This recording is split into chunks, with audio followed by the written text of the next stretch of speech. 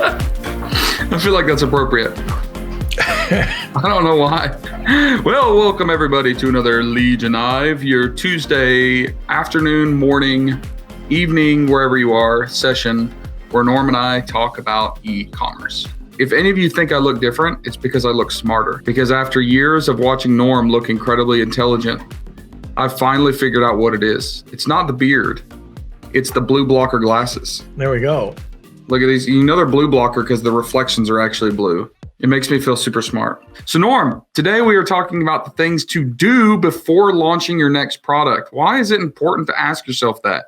All right. So what we're talking about today is, look, there's lots of opportunities out there, but a lot of sellers, experienced, new, but some people fall back on the Me Too products because it's simple. What do I mean by Me Too products?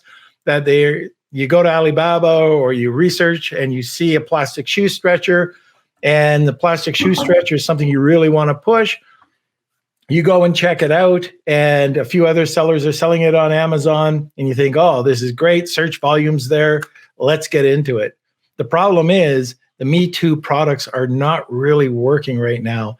These are just, all right, so these private label products that you're going to put on, it could be an imprint, like a plastic shoe stretcher with an imprint, but I'm going to give you, this is a real example. So plastic shoe stretchers, there were a couple of cents each. They were under $1. They were red. Some of them were black. So there was two different kinds. So one of the things you can do to differentiate yourself very simply is just to change the material. So you could go from green, or you could, yellow or whatever it is. You could make the material thicker. One of the things that I like to do before I go and I do any form of product innovation or changes to a Me Too product is I like to see what other people are saying about them, other customers are saying. So I check out my competition. Is it the material? Like for this plastic shoe stretcher, if you ever check this out, it's the plastic that sucks. It's the spring that sucks. It doesn't work. It's crappy. So what are some things that you can do? Change the plastic, make it thicker. Change the steel to a titanium steel so it can hold the shoe. If it was something a little bit different, like if it was a bottle of something, let's use Dead Sea mud. There's three different types, three different tiers. If you check out Dead Sea mud right now on Amazon, you'll see a $6 Dead Sea mud that ranges to $14. You'll see it ranging from 20 to around the 40 range, and you'll see a range from 40 and above up to about $80, $89. The $89 one is 3.5 ounces. The $6 one is 16 ounces. What's the difference? It's all Dead Sea mud. It's the way it's packaged. That is still, in my eyes, it's a Me Too product. Or it's taking the mud and adding something to it so it becomes a Me Too product. Size, like I just mentioned, is also changing it up. That 3.5 ounce bottle of Dead Sea mud looks different, and they dictate, because it's a higher perceived value, just by adding a slightly different ingredient into the Dead Sea mud, they can now dictate $89 for it. Go ahead.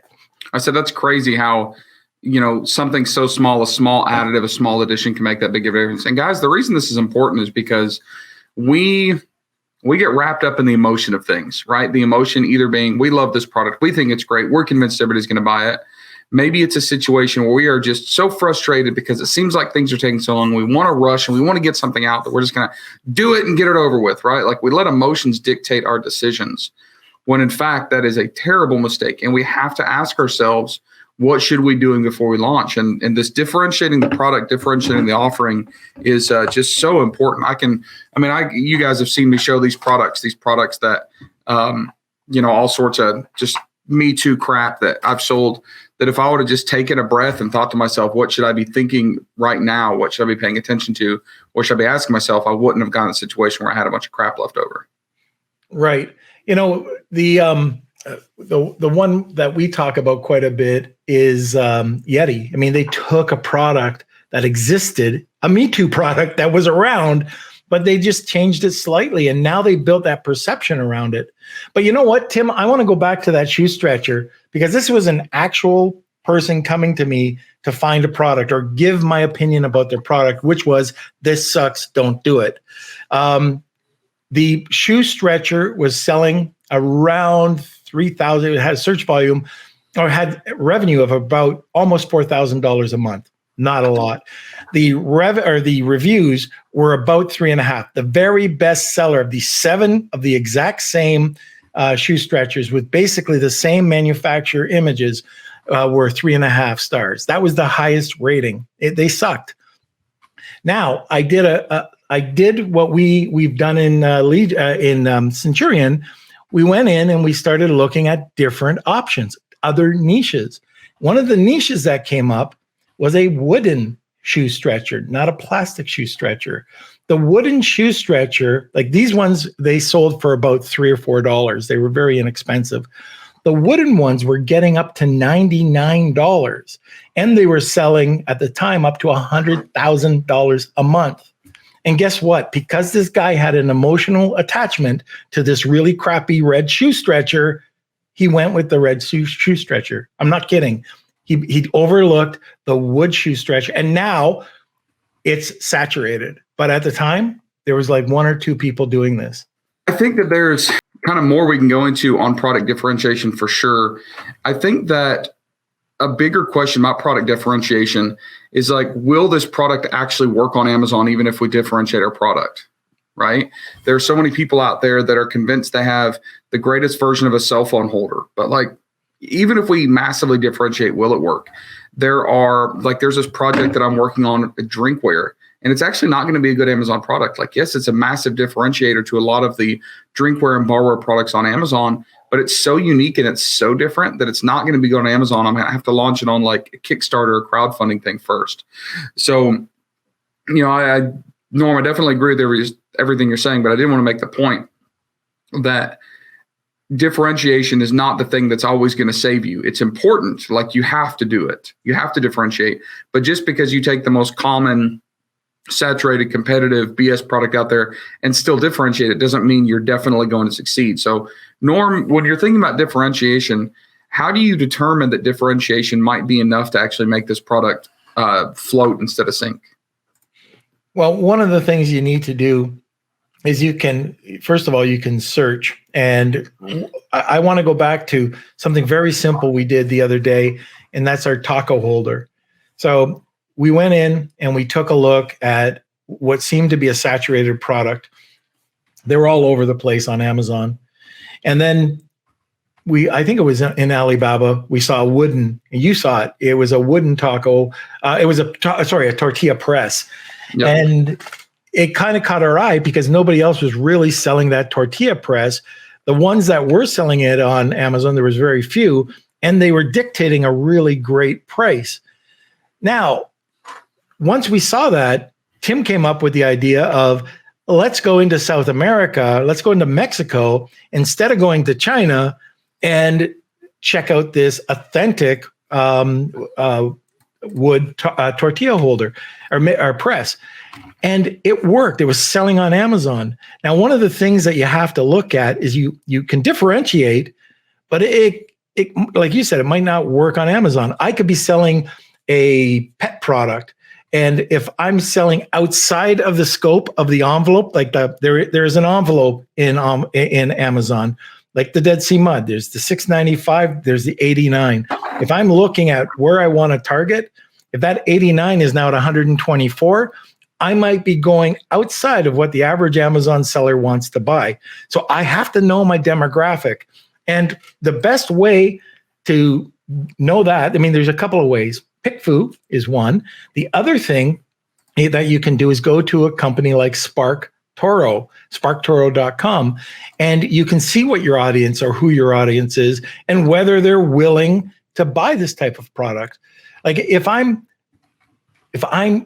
really want to buy a plastic shoe stretcher that sells for $4, that the best reviews that I can see are 3.5 star reviews, and I'm trying to market that up to $20, and it's the same crap, you'll never succeed on Amazon. The perceptions. And, oh, by the way, one of the other things I wanted to talk about where you can change the listing to alter the perception is in the packaging. In like that plastic shoe stretcher, if it was shown in a really nice package, it could be the same product, but you're differentiating yourself from the manufacturer image that all these other 7 people are doing, but you've got this really nice package. That 25-cent piece of package might give you an extra buck or two, to add on to the product.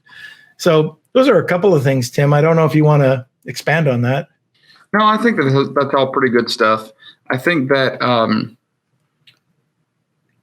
the kind of, like holistic view of how to sell on Amazon is not that much different than just how to sell anywhere. Like a lot of times we think that selling on Amazon is some hack, it's some trick, and there are some components to that, right? There are some components to the whole thing where we need to understand how the algorithm works or understand how our competition specific to marketplaces work. But the truth is, if you just offer people a product that they're going to want and there's not a ton of competition, you can sell it, right?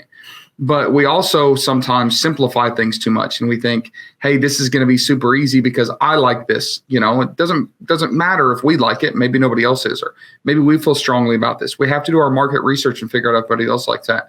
And then also you just have to get in there and find out. We have a lot of people in our Centurion League coaching program. That's kind of our inner circle mastermind program, where we have people that have been sitting on these probably great product ideas for months, and they're just too scared to pull the trigger. Right. We have a new member who, Norm, you didn't get to meet him, a guy named Reggie, who was in our roundtable last night. And he just showed us his product. He's like, it's my first product. I just jumped all in. And it's a very saturated, competitive product. Didn't spend a ton of money on it. And I'm like, ooh, it's pretty saturated. It's going to be tough. He's like, I don't care. I just want to learn. Yeah. I thought, man, this is great. Like, he's moving ahead. He's figuring out all this stuff, kind of baptism by fire, so to speak. So while we do need to remember this is a legitimate business, it doesn't happen overnight. It does require some time and some due diligence and some patience. We also need to remember that we can't sit around overthinking, for years and years without moving. So there's kind of a balance in there. Now, 100% agree. Another thing you can do, just thinking about this right now, to add to, if you can't innovate, if you don't have the budget to innovate, you can always create an illusion of innovation by having an add-on.